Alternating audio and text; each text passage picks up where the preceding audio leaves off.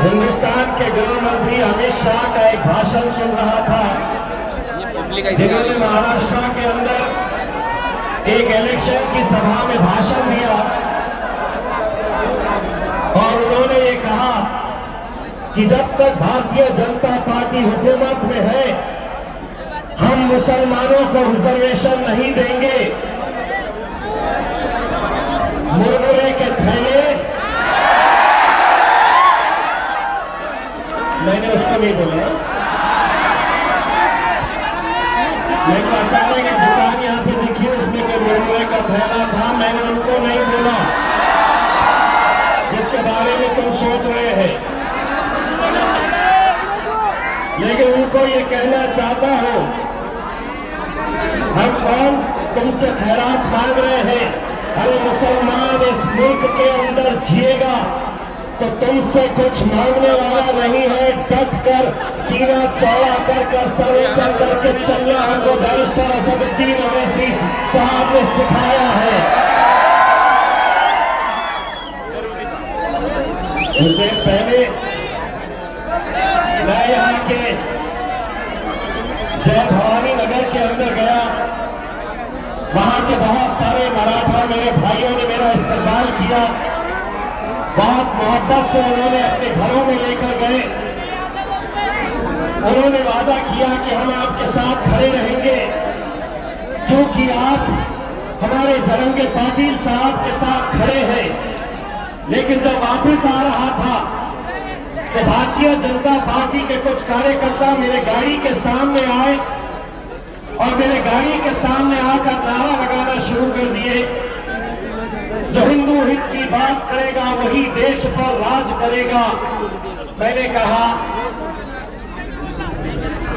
मीडियानो, हे देशाचं इलेक्शन नाही आहे, हे राज्याचं इलेक्शन आहे, हे महाराष्ट्राचं इलेक्शन आहे। एक बुंगारी अतुल साले का पैसा लेकर झूमकर मेरे गाड़ी के पास आए, ओ साहेब तुम्ही आमच्या एरियामध्ये कशाला आले? मी म्हटलं तुझ्या बापाचा एरिया आहे का रे? करून घेतली का हे एरियाची? अरे खासदार होतो central Aurangabad, east Aurangabad, west Aurangabad, Kannad, Gangapur, Gangapur या सगळ्याचा खासदार होतो माझ्या एरियामध्ये। अरे एरिया कुत्र्यांचा असतं, माझ्या नादाला लागू नको रे बाबा। मेरे भाइयों, मैं पिछले कुछ दिनों से लगातार आप लोगों के बीच रह रहा हूं। अल्हम्दुलिल्लाह मैंने अपने कायद बैरिस्टर असदुद्दीन अवैसी साहब से उनकी जो दीवानगी है, मैंने हिंदुस्तान में ऐसा कोई शख्स नहीं देखा जो चंद घंटे की सिर्फ नींद लेते हैं, 2 दिन लगातार यहां पर पदयात्रा करे, शोलापुर का जलसा। आज सुबह मालेगांव गए जहां हमारे मुफ्ती साहब, उन्हें हार्ट अटैक आने की वजह से वो एडमिट है, वो वहां पर उनके लिए पदयात्रा करने के लिए गए। मैंने उनसे ये चीज सीखी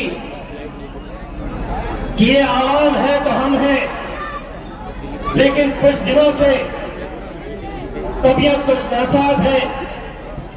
दिन में 3 मरतबा डॉक्टर मोहसिन आबिदी साहब डॉक्टर घर पे भेजते हैं सलाइन चढ़ाने के लिए। डॉक्टर साहब ने मुझसे कहा कि आप कम से कम 1-2 दिन हॉस्पिटल में एडमिट हो जाइए ताकि आप पूरी तरह से अच्छे हो सके। मैंने डॉक्टर साहब से कहा कि अभी तो इलेक्शन का वक्त है, एक एक घंटा कीमती है और आप मुझसे 2 दिन हॉस्पिटल में रहने की बात कर रहे हैं। मैंने हंसते हंसते डॉक्टर साहब को कहा, डॉक्टर साहब मैं ऑलरेडी एक डॉक्टर से परेशान हूं।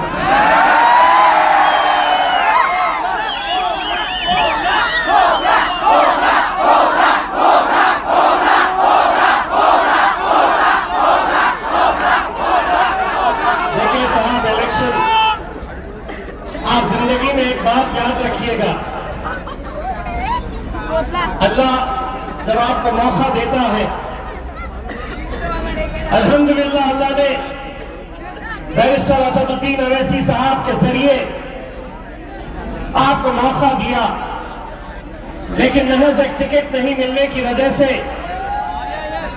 आप अली तुरी की भाषा में मेरे कायद बैरिस्टर असदुद्दीन अवैसी साहब के बारे में जो बोल रहे हैं, जो बक रहे हैं, यह खतई नाकाबिल बर्दाश्त है।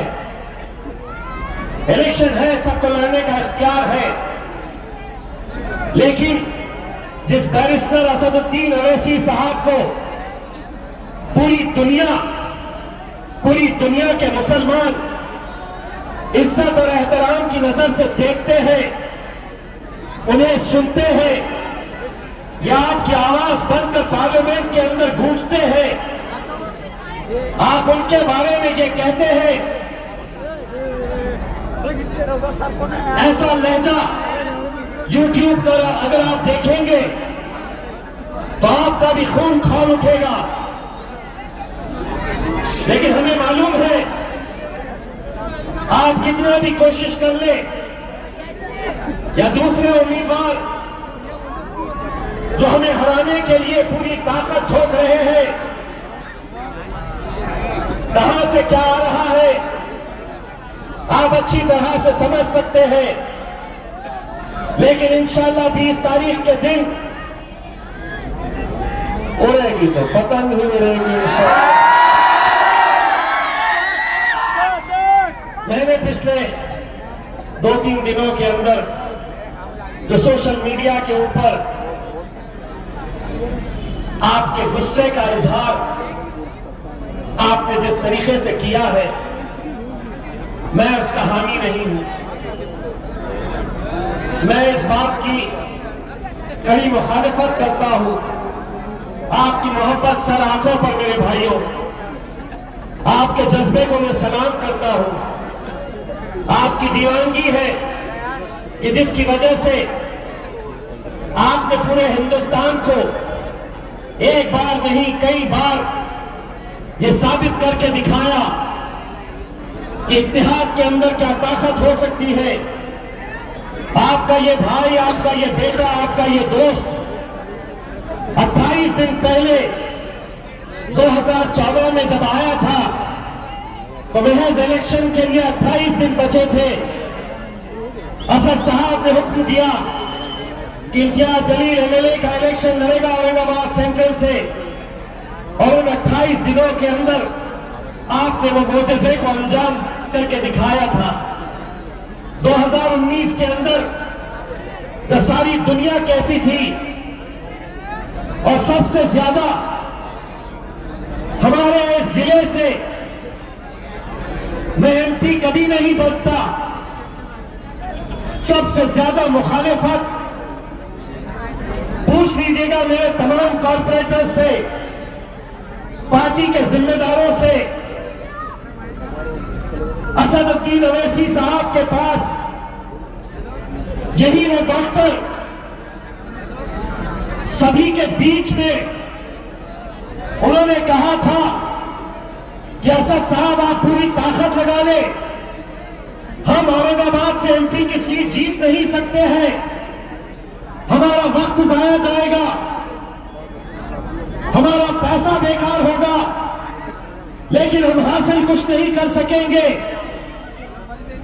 उन्होंने असद साहब को हिसाब करके बताया था कि अगर आप जरा पीछे हो जाइए, बस नहीं तो नीचे झुक के बैठ जाएंगे, झुक के बैठिए, बैठिए, नीचे बैठिए, नीचे बैठिए, बैठिए नीचे, चलिए बैठिए, नीचे बैठिए,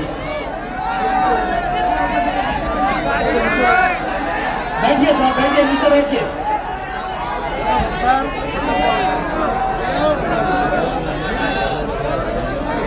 दिक्कत यह है अपने पास नेताओं की भी कमी नहीं है, हर कोई नेता ये स्टेज पे बैठने और खड़े रहने वालों से ज्यादा अगर कोई हमारे दिल के करीब है तो ये लोग हैं जो मेरे सामने, आप लोग हैं तो हम लोग हैं। तो जैसा उन्होंने 2019 के अंदर असद साहब के सामने बैठकर कहा कि साहब आप कितनी भी सभाएं ले लीजिएगा, हम 2 लाख वोट से ज्यादा हासिल नहीं कर सकते। किताब निकाले, पेन निकाले,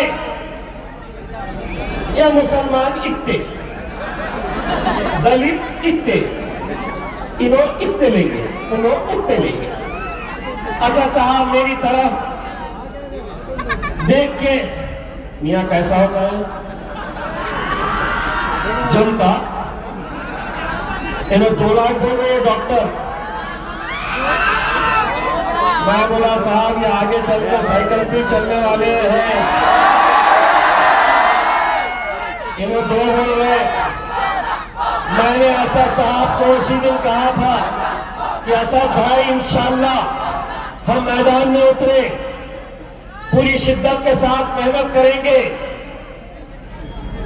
मेरे कॉर्पोरेटर्स परेशान रहते थे, यार ये इम्तियाज भाई का गणित क्या कह रहा है, एमपी कभी यहां से जीता नहीं है, इतने साल हो गए हैं, 40 साल पहले, 39 साल पहले एक एमपी जीत कर आए थे मुसलमान, और अब ये इम्तियाज जलील को क्या हो गया, एमएलए जीत गए, बोले एमपी भी जीतना है, कैसे मुमकिन है। मैंने असद साहब को कहा, असद साहब आप सिर्फ लब्बैक कहिएगा, मुझे अपनी आवाम के ऊपर यकीन है, भरोसा है।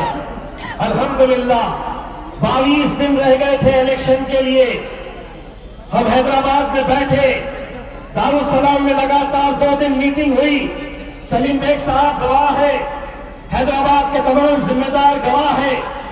दूसरे दिन असदुद्दीन अवैसी साहब ने लब्बैक कहा। इलेक्शन जब हो गया, नतीजे का दिन आने वाला था, असद साहब ने मुझे फोन करके कहा क्या लगता है हम 2.5 लाख तक पहुंचेंगे। मैंने कहा असद भाई अल्हम्दुलिल्लाह 4 लाख। तो असद भाई भी हैरान, बोले 4 लाख क्या हिसाब से। मैं बोला असद भाई कागज के ऊपर का तो हिसाब नहीं पता, लेकिन अल्हम्दुलिल्लाह हमारा हिसाब वहां से आने वाला है, हमारा हिसाब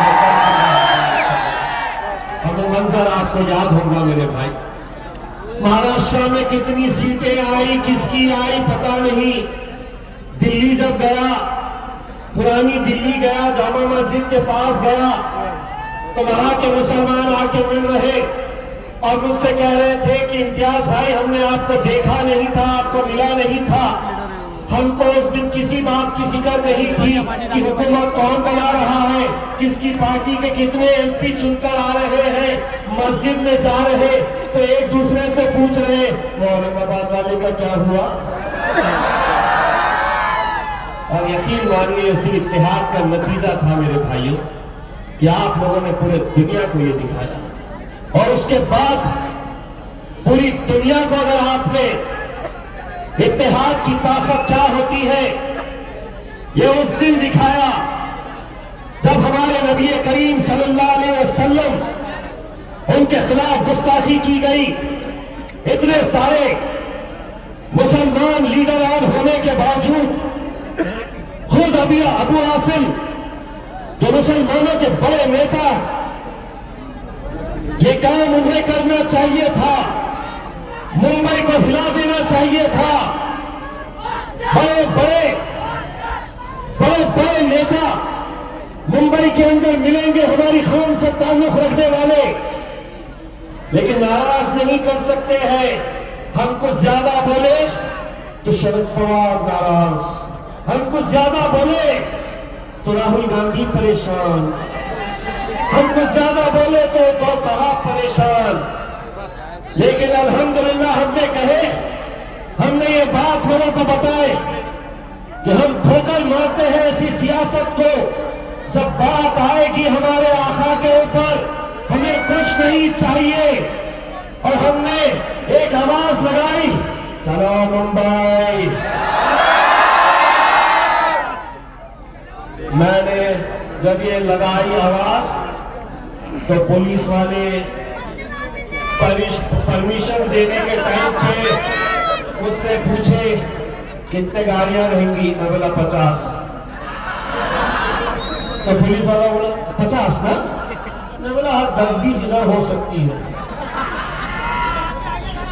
अकेले पाथरी से बाबा जानी दुर्गानी, अल्लाह उनको कामयाब करे, 120 गाड़ियां उन्होंने भेजे।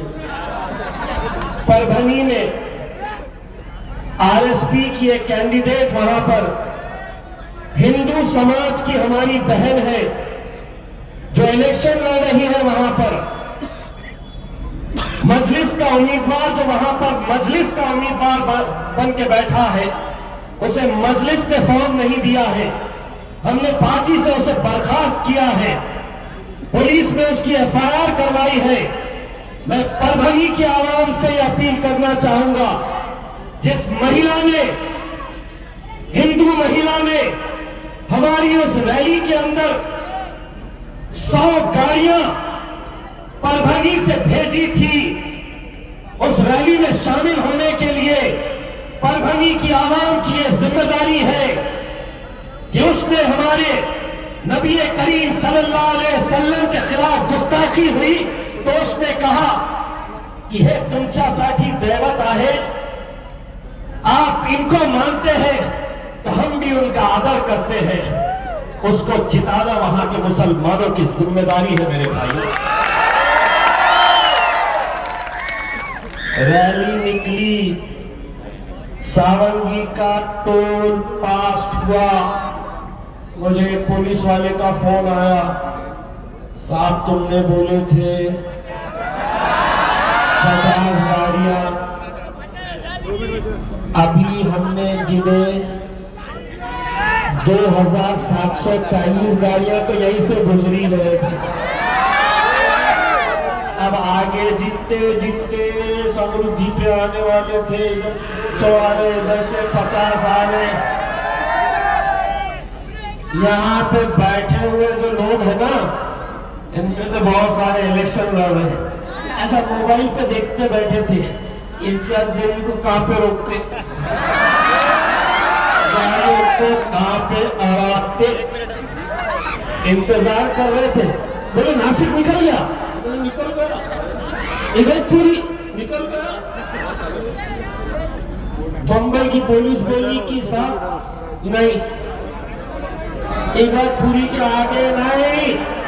मैंने बोला मैं निकल चुका हूं, हिम्मत है तो रोक के बता।